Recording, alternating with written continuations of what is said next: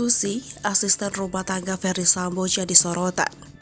Ini setelah Susi memberikan keterangan di sidang Baradae dalam perkara pembunuhan berencana pada Brigadir J. Sidang lanjutan ini digelar di Pengadilan Negeri Jakarta Selatan, Senin 31 Oktober 2022.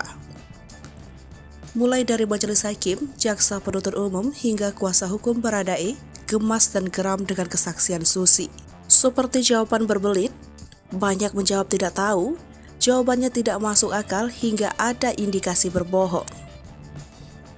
Kamarudin Simanjuntak, kuasa hukum Brigadir J, rupanya juga geram dengan ulah Susi.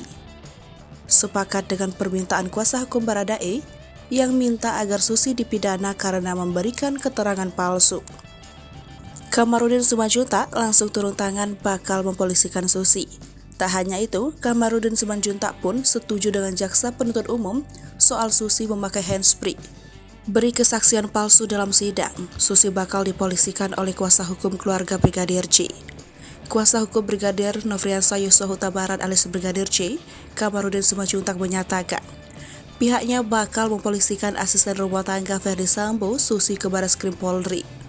Kamarudin Simanjuntak mengatakan, hal itu didasari karena dalam sidang pemeriksaan saksi yang digelar Senin 31 Oktober 2022 kemarin, Susi ketahuan memberikan keterangan palsu.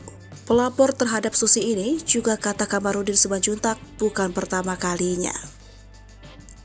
Sebab kata dia, Susi pernah juga dipolisikan terhadap keterangan yang menyebut adanya skenario pelecehan seksual yang terjadi di Magelang antara Yosua Huta Barat kepada Putri Chandrawati.